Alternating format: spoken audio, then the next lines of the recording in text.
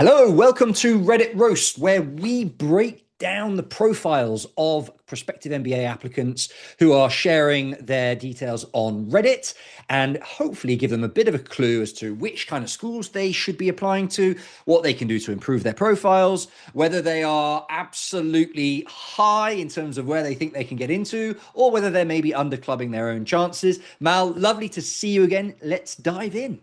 Hi, Sam. Lovely to see you. So, today we have a highly ranked Navy officer who wants to break into consulting.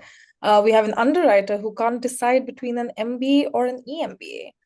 We have a couple of our typical roastees. We've got a consultant, an accountant, but Mhm. two of these applicants don't have any extracurriculars, and one makes up for that in bunches.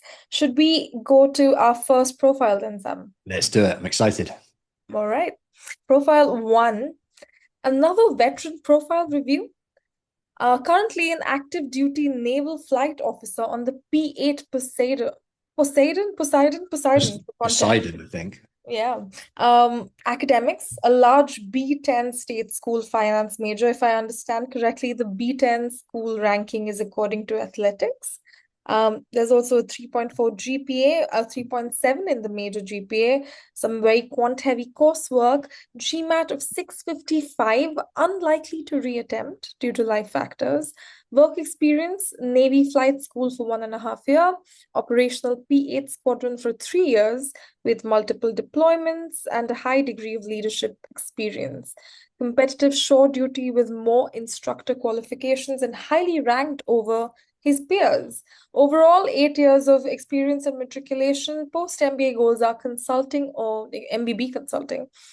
Schools, Fuqua, Darden Tuck, Keenan Flagler, and Reach schools as well, HBS Wharton, targeting round one next year. For fall next year. What do you think of this person's profile, Sam? Before I dive in, for everyone else who's non-military, who's interested in what P8 Poseidon means, look at this. It's these Wow. massive military planes that OP is a crew member of. Awesome. Okay, so in terms of academics first, it's reasonable. The 3.4 GPA is the main one the school's going to be looking at, and that's a little bit below the 3.6 average, but the major GPA is a little bit higher. So I'd say more or less in line. The quant focus helps. OP has clearly laid out that there's a lot of quant heavy subjects. Some schools specifically ask, like, what quant classes did you do during undergrad? And there's space to put in like calculus and statistics and blah, blah, blah in the portals. So that will act in OP's favor for sure. The 655 Focus Edition GMAT is solid. I'd say that's about sort of 20 to 30 points below the M7 average to kind of give an idea. Um, Unlikely to reattempt due to life factors. Doesn't want to take the test again. I can't blame him, but a little bit below average to be totally clear. Maybe not among the veteran pool. It tends to have a slightly lower GMAT score on average, but still not a GMAT that is blowing the lights out. Now, professional, obviously a vet. That every year there is a strong cohort of military applicants across the US programs.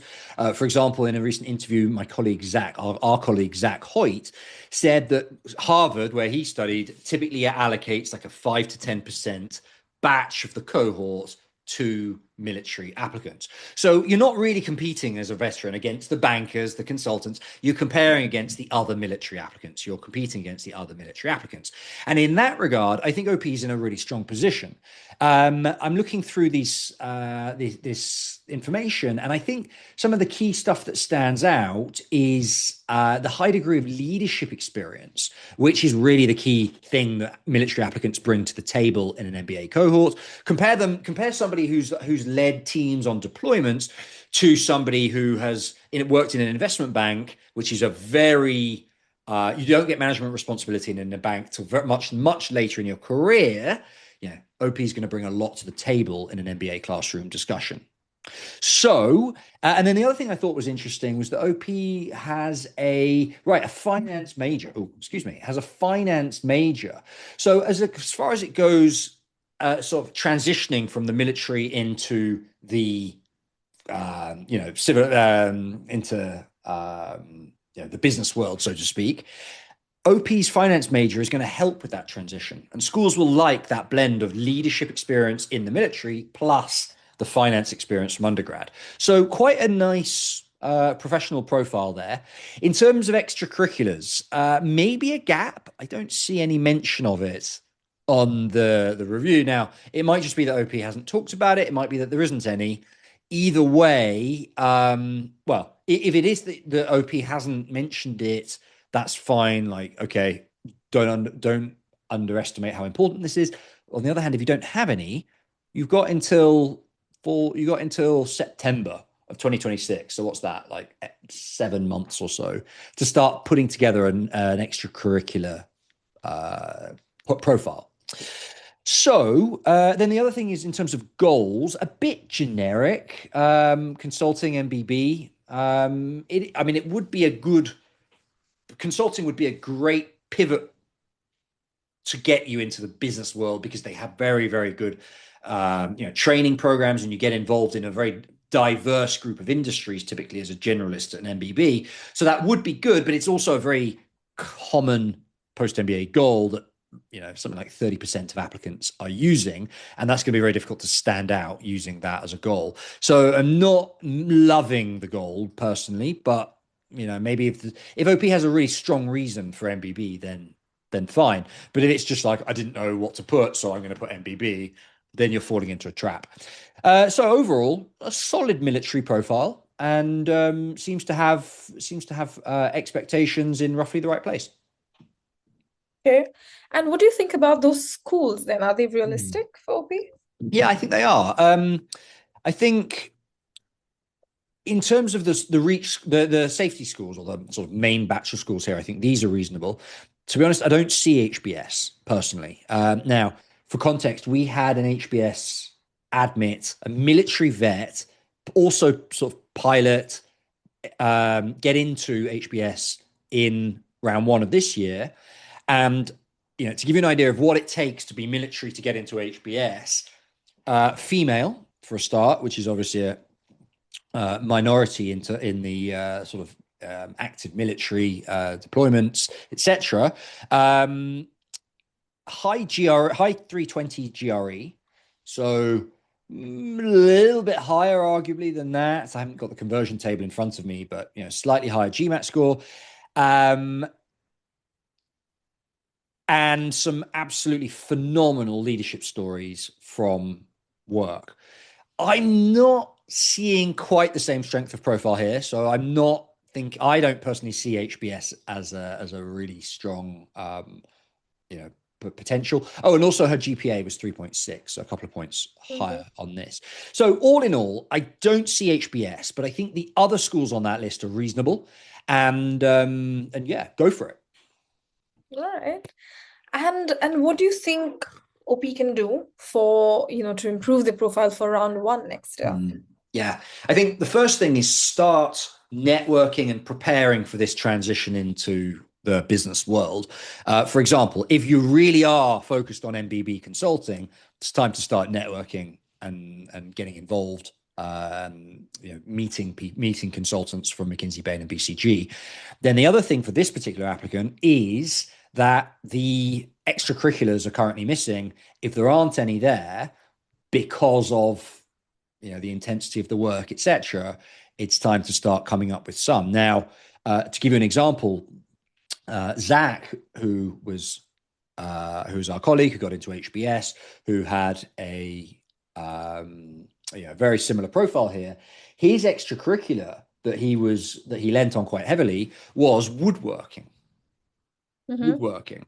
Now, that kind of gives you an idea that these extracurriculars don't have to be like board member of a charity, but you do need to have a life outside of work. And that OP's got, 7-8 months to start building. And I think that's probably the top priority. All right. Okay. Can we move on to profile 2 if that's all for OP then? Yeah, let's do it. All right. Okay, profile 2. leaning towards an EMBA and need some guidance. Hmm. Quick background, GMAT 750, that's the only score that OP has that's valid. It's from December 21. Education, a British degree. I don't see a GPA in there. It was a part-time online degree, first class honors, and a professional accountancy certification with good scores. Ethnicity, Indian male, 31 years old, work experience, 10 plus years of work experience, 2 years as an auditor, then 2 years as an underwriter, 4 as a senior underwriter, and then 2.5 as a head of function in market leader insurance company, a European multinational company. I see some job description in there. Didn't have direct reports as a senior underwriter, but led 3 important projects. Mhm. And in the head of function role, OP did have 4 or 5 senior direct reports. And OP did try for an MBA 3.5 years ago, but didn't get in anywhere. So now situation is quite different. I prefer to do an executive MBA closer to home in the UAE. So OP is UAE based. There are mainly 2 programs I'm interested in CAD and LBS. And it will help me pivot out of my current industry and broaden my career scope, interested in banking, private equity, or investment management post MBA. Main concerns, lack of confidence despite having good stats, finding it hard to pinpoint what to work on, not sure of the acceptance rates in these programs, and worried that 10 years of experience is in the middle. It's too high for normal MBAs and it's too low for EMBAs. Mm. I see some questions. We'll get to that. What do you think overall, though, of this profile? Yeah, okay. Let's focus on the EMBA angle. So firstly, in terms of academics, British degree with first class honors, that's equivalent to like 3.7, maybe even a bit higher GPA in the US. So that's a very high undergrad. And a 750 is exceptionally high for EMBA programs. Now, as we're going to get to, is that 750 still going to be valid by the time when he applies? It depends if he applies this year or later. So a bit of a question mark on that, but certainly the 750 is a very, very strong score. Now, demographic, certainly overrepresented as an Indian male, about as overrepresented as it gets. In terms of now professional, on the one hand, this is not a very sexy industry, right? The accounting, the underwriting, etc. It's not a sexy industry, but when in terms of insurance, there is a relatively small number of insurance applicants applying to MBA programs compared to, for example, the bankers and the engineers, etc. So that helps. In terms of yeah, well, no mention of extracurriculars. Yeah, not as uncommon, not uncommon among EMBA applicants, but still would be good to have. And maybe OP's just not mentioned it, but yeah, potentially a pink flag there. Goals. Now, this is where you maybe saw that I winced when you were reading this. This is where I'm worried about pivoting to front office finance from an accounting underwriting perspective kind of logically makes sense. I can understand why he would want to. But firstly, just purely from a narrative perspective, the pivot from accounting to investment banking is pretty boring. Let's say like 70% of other accountants are saying something similar. And that makes it very difficult to stand out. So just from a strategic perspective, there's that. But also, even if that wasn't the case, like, are you really at age 31 going to break into investment banking and start working 80 to 100-hour weeks? Actually, by the time you graduate, maybe it's 33. I don't think the schools are going to necessarily believe that. And I don't think the companies who are recruiting for sort of post MBA grad programs, etc., don't think they're going to believe that either. So all of this to say, I do not like investment banking PE as a post MBA goal.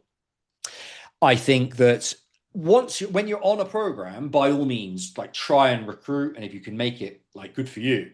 But at this point, we're just focused on what to tell the schools. And I don't think you should be telling the schools that. I think there are some more interesting, compelling, really realistic, reasonable career goals that might make more sense for OP. For example, I wrote a couple of these down. I think basically going into the corporate sort of industry route is probably more sensible. For example, M&A strategy at a M&A and strategy at a corporation, FP&A, strategic finance. So you're for example, an FMCG company, and you're building out models and building out your capital allocation plan, for example. That's a sort of role that OP could slide into quite nicely. Similarly, you're building forecasts. You're, I don't know, Hershey's building out forecasts for chocolate bars. Those sorts of financial forecasting roles would also be relevant as well. Now, I'm not an expert in this space at all, as you can tell, but I am an expert on the investment banking side. I went through the grad programs and internships at several bulge bracket investment banks, and I didn't see any 33-year-old post insurance peers. So that's my perspective on that. I think if OP has an industry that he is interested in, that he can come at from a financial strategy perspective, that would be a much more interesting role. Okay. International experience is also crucially important for these schools. I don't see that much explicitly in terms of okay, so he's Indian living in the is it UAE, Middle East? UAE, yeah. In the UAE. There's a little bit of potentially international exposure there, but it's not shooting the lights out. For example, I worked with a client last year, 2 years ago, an Indian male client who got into INSEAD, who lived and worked in Italy and spoke Italian. That is the level of internationalism that INSEAD and to some extent LBS are really looking for.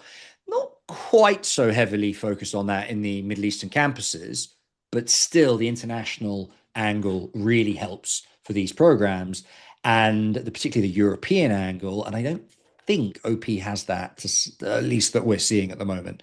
So that's a little bit of a negative. So overall, an older applicant, certainly on the older side for MBA programs, but again, a little bit on the younger side for the EMBA programs, but on paper, a solid profile. And I think with the right strategy, could find success.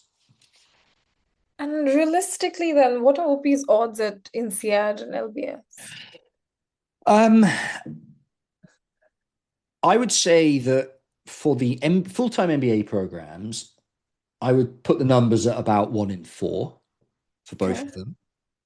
For the EMBA programs, I would increase that a little bit to 1 in 3, maybe 1 in 2 for both of those programs. The caveat is going to be work experience. My sort of ideal strategy here would be for OP to apply to the full-time MBA programs ASAP with that 750, and then apply to the EMBA programs in a year or two with about 12 years work experience, which is more in line with what those programs are looking for. Now, the problem is that at that point, the GMAT might be void, I think will be void. And so OP would have to take that again, could maybe do the executive assessment instead. But it does look like OP is probably quite a good test taker in terms of, fluent English, working in a quantitative environment. So maybe they can get an EA score that is up there in the sort of 160 somethings that would really stand out. That strategically, that would be my kind of natural recommendation. I think if OP applies to EMBA programs now, they're going to think you're a bit on the younger side now. And this is sort of the key advice: is you've got to go speak to the schools. You've got to go speak to the schools. EMBA programs offer these like intro meetings with the admissions where they can give you like a quick and dirty evaluation of your profile and whether or not you have a chance to get in. And I would be doing that, emphasizing the management experience that OP has as the direct reports, which is one of the key things they're looking for, and then hearing directly from the schools whether or not he has enough experience to apply for an EMBA program this year. Does that answer the question? I know a bit of a rambling answer there, perhaps. No, I think it answers the OP's next question as well a bit though. Like, what do you think I should focus on? I can't find any data showing how the acceptance rates for EMBAs look, but I hear they're higher. Yeah. So you So said that the strategy is do your MBA first and then EMBA. they are higher for sure, but also the EMBA programs are more expensive, not quite as highly regarded. Mm-hmm. So I do think OP should probably still shoot for a normal MBA first, a regular MBA first, just to try with that 750. I do think he has a shot. Mm. And then focus on the EMBAs a little bit later when when his work experience is more aligned with the schools. I think in terms of the point around like, yeah, the acceptance rates are lower and there's less data about this. It's totally fair. But so to be clear, and we work with quite a lot of EMBA applicants, the admit rates are higher. That is fair. But typically the candidates that follow that route are sponsored. And so it's a different experience. Very few EMBA applicants, let's say 1 in 5, I would hazard a guess, actually pivot industry, which is what OP is talking about doing. Because so many of them are sponsored, going back to their same company, already built their expertise in an industry because they've got 15 years of experience. OP's at 10 with a view to pivot, and that is a much more MBA-ish profile, much more Yeah. MBA-ish story. Um, I think, but I would understand both routes. I understand he's on the fence. And I think Kopi's next question is about essays, and more specifically, Mm, how do I make the essays personal and not feel generic? It's harder to find EMBA alumni to talk to who can share info that you find yeah, relevant. yeah. I wouldn't say there's a bit of it's not harder to find EMBA candidates that are willing to talk, because actually EMBA applicants to the right introduction via LinkedIn are actually very willing to talk, but there's Mm-hmm. less kind of structured like events, right? Like the MBA tour, you can go and there'll be panelists from these business schools and whatever, where you just walk in and you're spoon fed a current student who can tell you about it. There isn't quite the same availability. But if you message an EMBA candidate or an EMBA graduate and ask them about their experience and you're thinking of applying, they're much more likely to reply than an MBA candidate generally. So that I'd push back on that a little bit. But anyway, I think on to OP's question about the how to make it sound less generic, there's a couple of two key points that I want to raise on this. There's two key kind of mindset shifts to make. The first one is be disciplined about thinking about your story. Don't outsource your thinking to AI, Mm-hmm. which is the knee-jerk reaction of a lot of people in this situation. Be disciplined about really thoughtfully going through your experience and thinking, what is different about my experience than other people? What is unusual? What is really meaningful to me? If you try and outsource that to AI, it's going to sound generic, guarantee it. So use AI later maybe to help you structure it and stuff, but the actual thought process, that has to be personal. Otherwise, it will come across as generic. The second thing is the vulnerability angle. A lot of people in MBA applications are wary about being too vulnerable. You see all these posts about like how much is too much information to share. Now, this is not like a job interview. This is not like a job application where they frankly don't care about what you do outside of work. MBA applications and EMBA applications as well really care about what you're doing outside of work. And being upfront about that is important. And being vulnerable about the things that have made you who you are is important.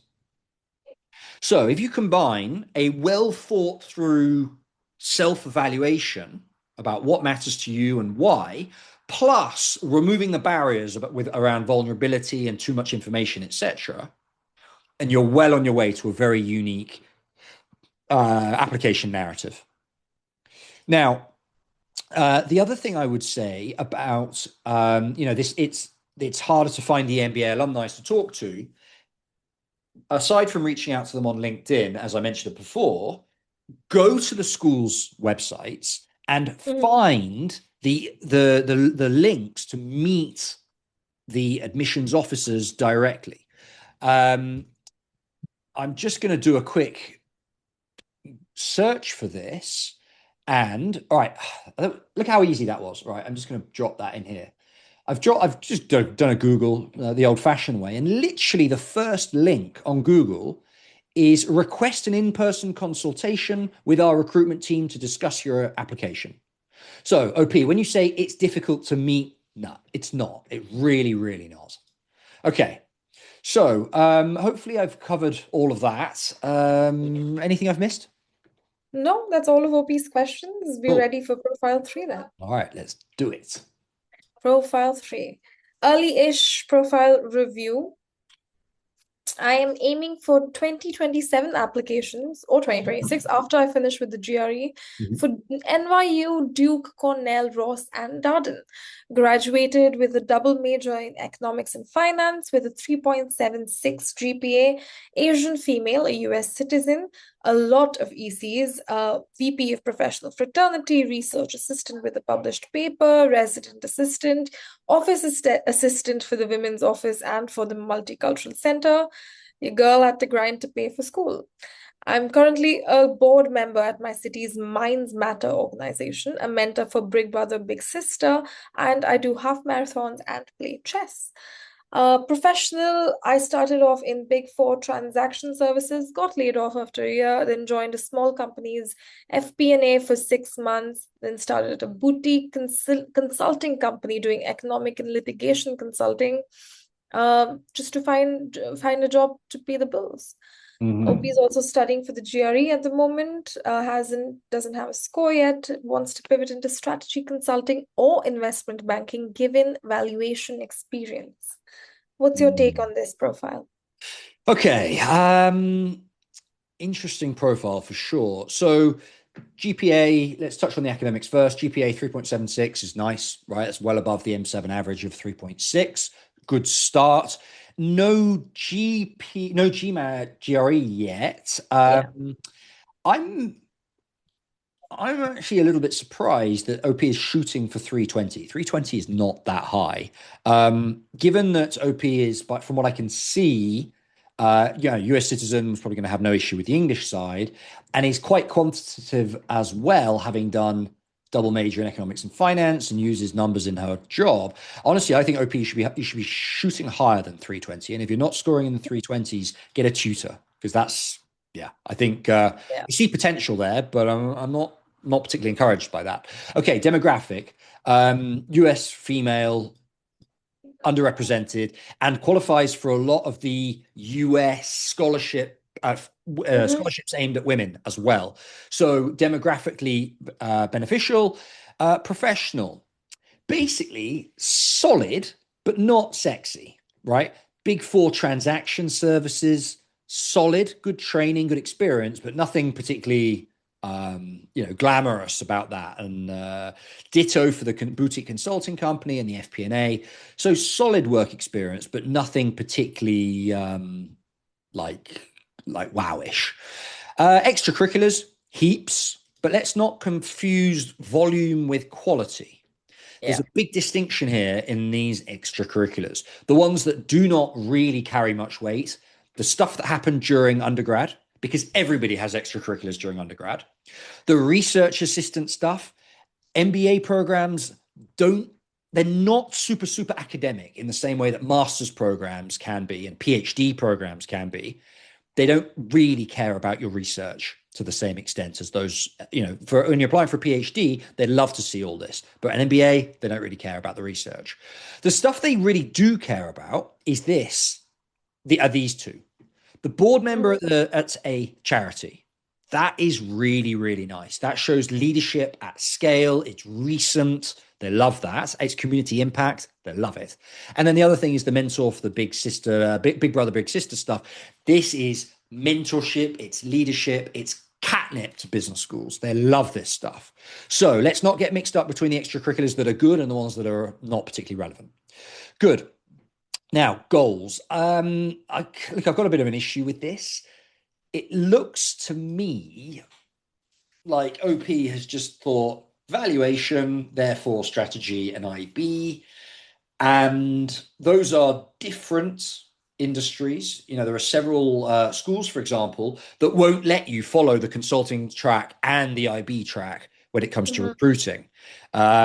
You need to choose those. And I get the feeling that OP hasn't done enough career research yet. I don't like the goals personally. I'd like to narrow those down. That's fine. We have time to do that, but not great. So overall, a solid profile, but with the GRE still ongoing and the school and the goals research not clear either. Quite a lot of work to do still. All right. And OP's question is about the schools then. Are they achievable? NYU, Duke, Cornell, Ross, and Darden. With the right GRE and the right goals, yes. I would even say add a few M7s in there. If OP's GRE comes in the mid 320s, high 320s, like I think it should, then M7s are certainly on the cards. All right. And any advice to add? Yeah, like I'd like to come back to those goals. I was a bit snarky and cynical about this. I want to be a bit more constructive. How I would guide a client in an early client meeting when we're working on building up a career narrative and they're currently very broad, like OP is. I would start, one of the routes that I would take to try and identify a more interesting goal would be to take those extracurriculars. As we said, OP's got a lot. And from that, try and understand what OP genuinely cares about. Right? I get the feeling that OP doesn't particularly care about FP&A. That is not where her heart is. But there might be something in there. For example, the big brother, big sister mentorship that OP does really care about. Just for example, let's imagine that one of the mentees that OP was working with through this program was a young woman from an underrepresented demographic, who maybe came from who maybe lived with her single mother, for example. And OP has a real passion for helping young women to enter the workforce, and wants to build a narrative around that. Now, that is interesting. And there are lots and lots of companies who are, for example, building tech solutions for this demographic who need somebody with this background. Now, to say I want to join a early stage startup who are building solutions for women as a corporate strategist after my MBA, that is a much more unique and interesting goal than maybe consulting, maybe IB. And so leveraging OP's extracurriculars to come up with a good narrative is how I would be starting this process. Hope that's a little bit more constructive and maybe OP giving you some food for thought. If you'd like to continue this discussion, this is why I'm here, and get in touch. Okay. All right. Thank you, Sam. Should we move on to our last profile for today? Yeah, let's do it. Okay. US MBAs, targets Darden, Yale, Fuqua, Booth, Wharton, and Tuck. Goal management consulting. We're seeing a lot of that today. Applying for the 2029 entry. OP is an international applicant from the UK. Education, first class honors, probably a middle tier British university, relatively unknown, studied abroad as part of the degree. GMAT not taken yet, aiming for 700. Work experience by the time of applying will be 6 years. Management accounting, business partnering, finance analyst at a top blue chip company. Currently looking to move into a finance analyst role at the manager level. Few more exams until I become a chartered accountant. ECs, OP was a county badminton and chess player, was also involved in some basic helping or coaching of local players at a small badminton club while playing. Treasurer at the University Society, helped to set up events. Work achievements, OP stepped up from junior to finance manager when there were a lot of people resigning, helped deliver huge savings, saved a top client from leaving, also helped clear some billing issues. Any advice? But let's get into the profile review first. Yeah, okay. Overall then, academic, I think first class honors, that means 3.7 plus GPA. So that's strong, not a particularly impressive school. It's not a deal breaker, but doesn't particularly help. Study abroad would help, particularly for the European programs, but I don't see any of them in the target list. So, but still positive. So that's in terms of grades. In terms of the GMAT focus, I mean, I'm not going to ascribe any value to that. Everybody is aiming for 700, 705 to be specific in the GMAT focus. So let's see if that works. Demographic, I don't see any information about demographics, so I'll skip that. International applicant from the UK. Yeah, I mean, But so no, not no American specific. programs, yeah, for Yeah. American programs, all UK applicants are international. So I'm not sure that makes that much that much. Well, if it's from the UK and they're British, then Yeah. okay, I take that back. Let's say British. We don't know male, female, etc. Brits generally underrepresented at UK, European, US Yeah. programs. So okay, underrepresented from a demographic perspective, perhaps. Professional. Now, another accountant. Not, as I said before, not a particularly sexy sector. Mm. Lots of other applicants from there, and especially like I'm an accountant and I want to pivot into management consulting or investment banking, just like we were saying in one of the earlier roasts. That is not a particularly impressive or sort of unique background from a professional perspective, but it does look like OP has made some quite big strides in terms of project delivery, which does maybe feed into the management consulting narrative. I suspect that's what OP is thinking. I was involved with some client initiatives under pressure, and I helped deliver results, and I loved it, and that's why I want to go into management consulting. It kind of makes sense, even though it is a story that has been used a lot. I would personally prefer something more unique. OP's got quite interesting badminton experience, and maybe there is an interesting narrative around combining sports with financial analysis, for example. That's sort of the route that I would be tempted to look into. So, in conclusion, profile solid but bland. Okay. And do you think OP is on track for those target schools? Yeah, I think you're targeting the right level. T10-ish is kind of where I have OP at. Obviously, it will depend heavily on the GMAT. But if OP can get that GMAT into the high 690, high 600s, 685, kind of around that ballpark, is hopefully, I think, mother tongue English and has some quite strong quant score, quite strong quant abilities. I think OP should be able to get into the high 600s, and with a tutor, that should be achievable. And in that case, yes, the T10 kind of level at the American programs is achievable. I don't see Harvard, Stanford at all here. Nothing standing out as particularly unique for those schools. But maybe Wharton as a reach, just to give it a try. I think that's a reasonable reach school. I would also point to a video on our YouTube channel that OP should think about watching, where we interviewed Jasmine, who is a British applicant who got into NYU Stern with a full ride scholarship. That kind of British to T10 kind of transition is very relevant for OP, and might be, and I would encourage you to look at the things that Jasmine did well to kind of harness that UK profile and do well in US applications. That's worth watching. Mal, maybe we can add a link to that in the comments of today's video. So yeah, I think OP is on the right track at those sort of T10 US programs. I think that's achievable. All right. And what else do you think OP can do to improve their profile? I think build out the extracurriculars. I feel like a broken record. I'm saying that a lot at the moment, but look, build out the extracurriculars. Was a badminton player. Does that mean you're not playing badminton anymore? Like, was involved. Was treasurer at uni. It sounds like OP doesn't have any current extracurriculars. That's a problem. So OP, go back to the badminton club, start teaching kids, start organizing play games, start creating a bit of a community around there. That is the sort of extracurricular community work that business schools are really looking for. Got to have something. And I know culturally it's not a thing for Brits, but it is a thing in America. And you're expected as a B school applicant to have some sort of extracurriculars. So get into it.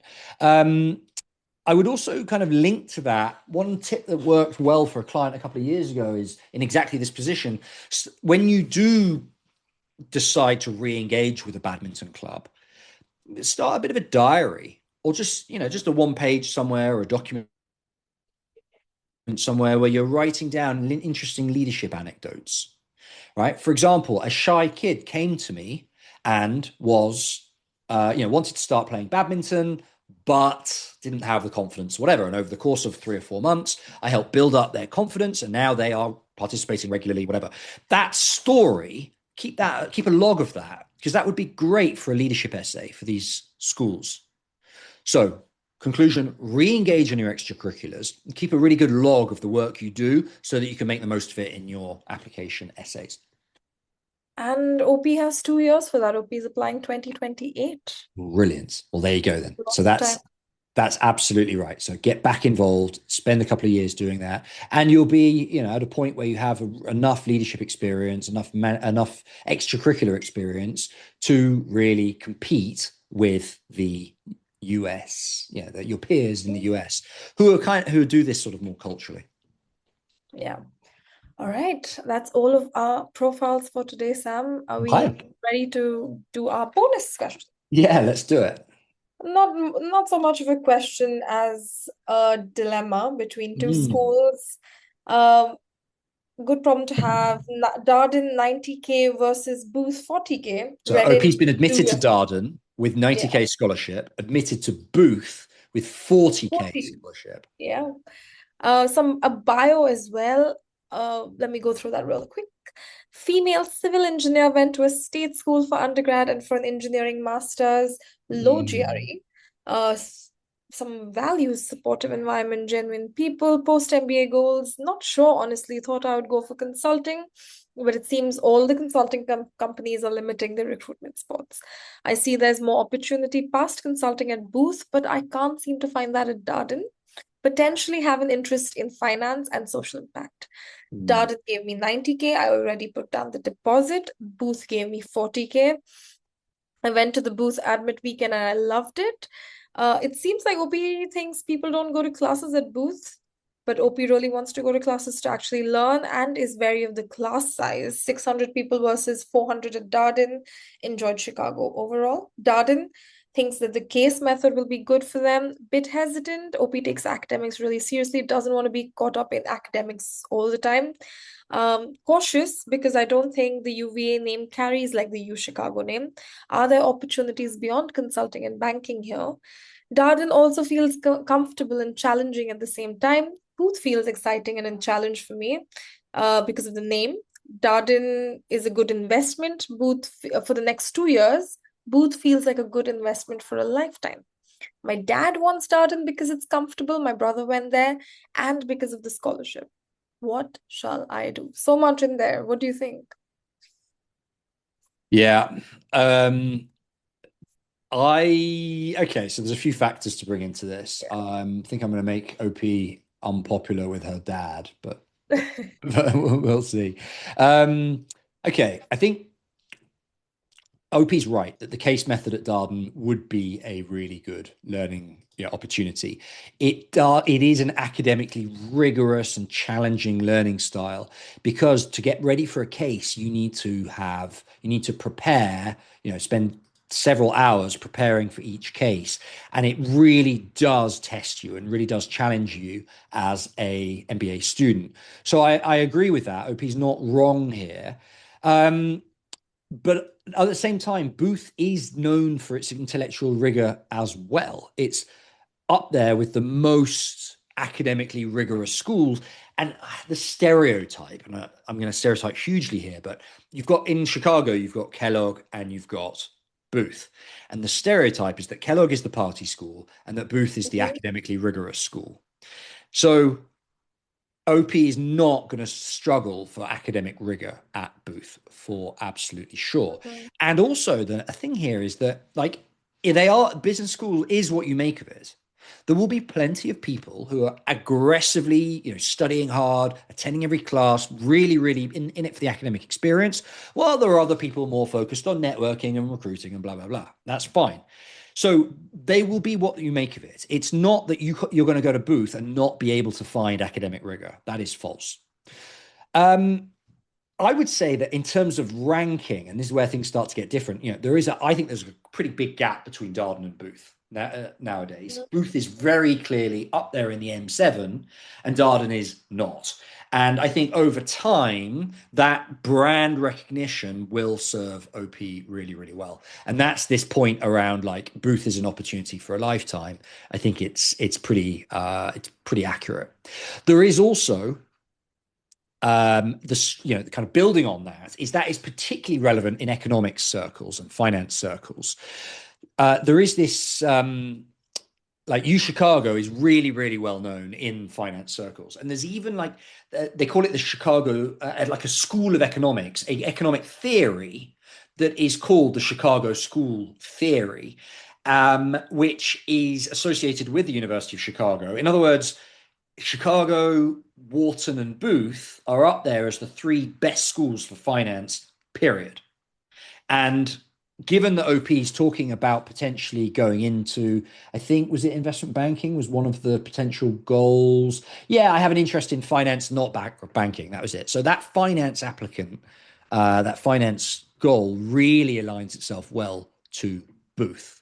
I think OP's primary goal is consulting, but also interested in finance and social impact. Okay, more or less level on the consulting side, I would say, but from the finance perspective, really, really big. The scholarship difference is pretty minor in the scheme of things.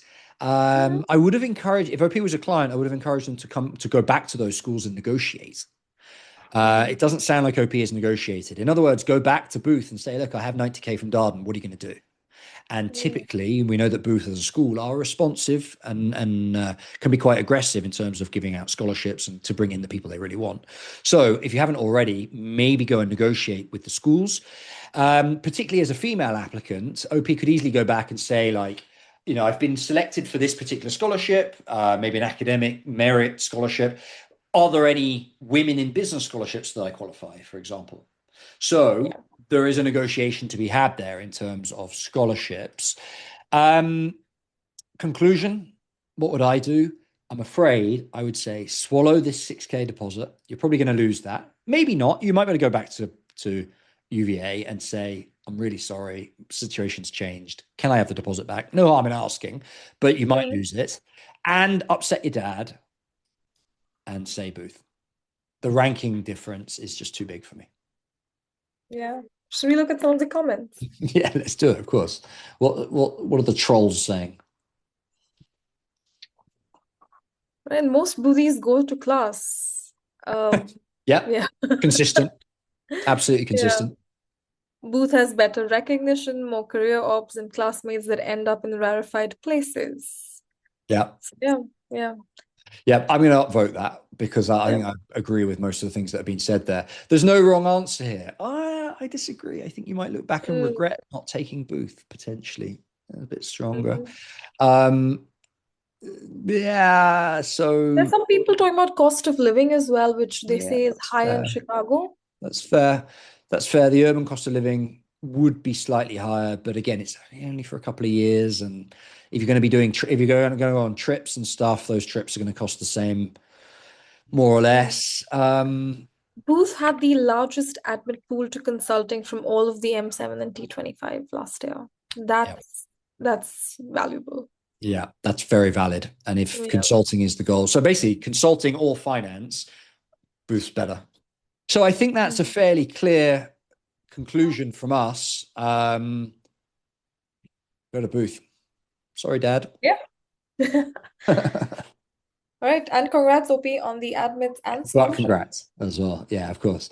So I think that's the end of our roast today. If you've enjoyed today's roast and maybe you'd like to get your profile roasted, feel free to send it as a DM to us on Reddit. Feel free to connect with me on LinkedIn as well. I'm very active on LinkedIn, Sam Weeks. You should be able to find me quite easily.